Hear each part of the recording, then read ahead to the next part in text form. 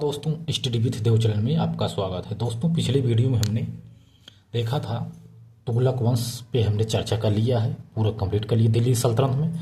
अब देखते हैं दिल्ली सल्तनत का एक और पार्ट, सैयद वंश। सैयद वंश 1414 से 1451 ईस्वी तक चला था, लगभग 37 वर्ष तक।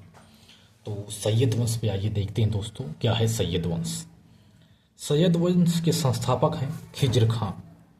1414 से 1421 ईस्वी तक यह शासन किया था दोस्तों।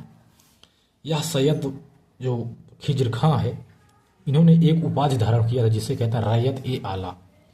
रैयत ए आला की उपाधि धारण करने वाला शासक था खिज्र खां, जो सैयद वंश की स्थापना किया था दोस्तों 1414 ईस्वी में। हमने इसको पिछले वीडियो में हमने थोड़ा सा आपको बताया था। तो दोस्तों, खिज्र खां ईरान के शासक शाहरुख का प्रतिनिधि शासक बनकर शासन किया। जो खिज्र खां था, ईरान के शासक शाहरुख का प्रतिनिधि शासक बनकर शासन किया। वह रैयत ए आला की उपाधि धारण किया था। खिज्र खां रैयत ए आला की उपाधि धारण किया था। खिज्र खां ने अपने को पैगंबर मोहम्मद का वंशज बताया कि मैं पैगंबर मोहम्मद जो साहब है उनका मैं वंशज हूँ, ऐसा इन्होंने बताया खिज्र खां ने। इतिहासकार फारिस्ता ने लिखा है कि उसके शासन में प्रजा प्रसन्न और संतुष्ट थी। एक फारिस्ता थे इतिहासकार, इन्होंने यह लिखा है कि खिज्र खां के शासन में प्रजा प्रसन्न थी और संतुष्ट थी। इस कारण खिज्र खां को, इसी के कारण जो प्रसन्नता हुई लोगों की, इसी के कारण खिज्र खां की मृत्यु के अवसर पर युवा, वृद्ध और दास सभी लोग काले वस्त्र पहनकर दुख प्रकट किया था, क्योंकि यह बड़ा अच्छा शासक था।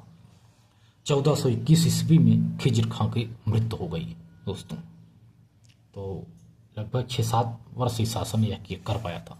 इसके बाद दोस्तों देखते हैं मुबारक शाह, जो 1421 से 1434 ईस्वी तक शासन किया था दोस्तों। मुबारक शाह का मूल नाम है मुबारक खां। मुबारक शाह का मूल नाम है दोस्तों मुबारक खां। यह शाह की उपाधि धारण किया था दोस्तों। मुबारक शाह के दरबारी इतिहासकार हैं याहिया बिन अहमद सरविंदी। जो यह मुबारक शाह है, इनका मूल नाम मुबारक खां है। यह शाह की उपाधि धारण किया था। इनके इतिहासकार हैं याहिया बिन अहमद सरहिंदी। ये मुबारक शाह के दरबारी इतिहासकार हैं। मुबारक शाह सैयद वंश का प्रथम सुल्तान था। वह अपने नाम का खुतबा पढ़वाया। मुबारक शाह ने सैयद वंश का प्रथम सुल्तान था। वह अपने नाम का खुतबा पढ़वाया, अपने नाम के सिक्के जारी करवाया और उसके दरबारी इतिहासकार याहिया बिन अहमद सरहिंदी ने, इन्होंने तारीख मुबारक शाही नामक ग्रंथ की रचना फारसी भाषा में करके सुल्तान मुबारक शाह को समर्पित किया था। इनका जो इतिहासकार है याहिया बिन अहमद सरहिंदी ने तारीख मुबारक शाही नामक ग्रंथ लिख करके फारसी भाषा में सुल्तान मुबारक शाह को यह समर्पित किया था। यही सैयद वंश के इतिहास को जानने का एकमात्र साधन है। जो यह तारीख मुबारक शाही जो एक ग्रंथ है, यही सैयद वंश को, इसके इतिहास को जानने का एकमात्र साधन है। मुबारक शाह ने ईरान के शाह शाहरुख को किसी प्रकार का कर भेंट नहीं किया था। इसके बाद दोस्तों मोहम्मद शाह को देखते हैं, जो 14 से 34 ईस्वी से 44 ईस्वी तक शासन किया था। मोहम्मद शाह मुबारक शाह का भतीजा था। जो यह मोहम्मद शाह है, मुबारक शाह का भतीजा था। उसके शासनकाल में मालवा का शासक महमूद खिलजी दिल्ली पर आक्रमण करने की तैयारी करने लगा। जब मोहम्मद शाह शासन कर रहा था, इन्हीं के शासनकाल में एक मालवा है, वहाँ का शासक था महमूद खिलजी। इन्होंने दिल्ली पर आक्रमण करने की तैयारी करने लगा। तब मोहम्मद शाह ने पंजाब में दीपालपुर का गवर्नर बहलोल लोदी था। उस समय दीपालपुर गवर्नर खिज्र खां के बाद बहलोल लोदी था, उसको दिल्ली बुलाया। उन्होंने दिल्ली बुलाया और उसके बाद महमूद खिलजी ने दिल्ली पर आक्रमण नहीं किया। डर गया वो, जब बहलोल लोदी आ गया तो वह आक्रमण नहीं किया।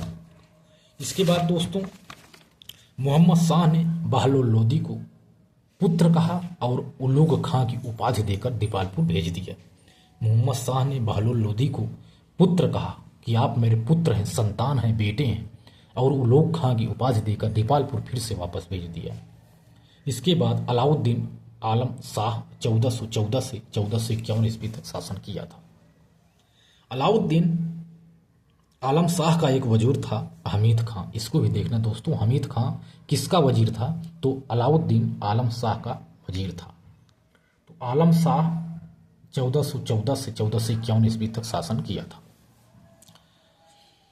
अलाउद्दीन आलम शाह सैयद वंश का अंतिम सुल्तान था। इनका वजीर हमीद खां ने 1449 ईस्वी में सत्ता पर अधिकार कर अलाउद्दीन आलम शाह को बदाऊं भेज दिया। वजीर धोखा देकर इनको सत्ता से हटा दिया और उस पर अधिकार करके अलाउद्दीन आलम शाह को बदाऊं भेज दिया। और हमीद खां बहलोल लोदी को दिल्ली बुलाकर उसे अपना सेनापति नियुक्त कर लिया। बहलोल लोदी को बुला लिया हमीद खां ने और अपना सेनापति नियुक्त कर लिया। 1450 ईस्वी में बहलोल लोदी ने हमीद खां की हत्या करके अलाउद्दीन आलम शाह को दिल्ली पर शासन करने के लिए आमंत्रित किया। आप आइए दिल्ली पर शासन करिए अलाउद्दीन आलम शाह को। फिर अलाउद्दीन आलम शाह ने कहा कि जब मेरे पिता आपको पुत्र कहा है तो आप मेरे बड़े भाई समान हैं। आप दिल्ली पर शासन करें, हम बदायूं से ही संतुष्ट हैं।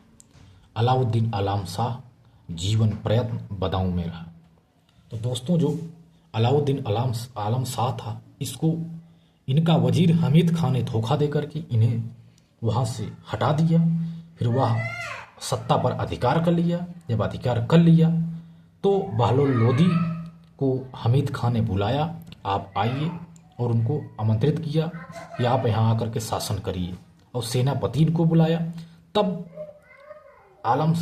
अलाउद्दीन आलम शाह को दिल्ली शासन करने के लिए आमंत्रित किया था। किसने? बहलोल लोदी ने। क्यों किया था? क्योंकि हमीद खां की बहलोल लोदी ने हत्या कर दिया, उसको वहां से हटा दिया। तो इसके बाद अलाउद्दीन आलम शाह ने यही कहा, जब मेरे पिता आपको मान ही लिए हैं, पुत्र बड़े भाई है, इसके मतलब आप हमारे बड़े भाई हैं, तो आप ही वहाँ शासन करिए, मैं बदायूं में खुश हूँ। तो इस प्रकार से अलाउद्दीन आलम शाह जीवन भर प्रयत्न बदायूं में ही रहा। तो बहलोल लोदी ने ही आकर के वहाँ शासन किया था दोस्तों। इसके बाद दोस्तों फिर इनके बाद शुरू हो जाता है लोदी वंश या प्रथम अकबान वंश। तो इसकी स्थापना 1451 ईस्वी में 1451 से 1526 ईस्वी तक चला था दोस्तों, लगभग 75 वर्ष, जिसके संस्थापक बहलोल शाह लोदी हैं। तो इसकी क्लास अगली वीडियो में दोस्तों। तो दोस्त मिलते हैं और बेहतरीन क्लास में, तब तक के लिए धन्यवाद।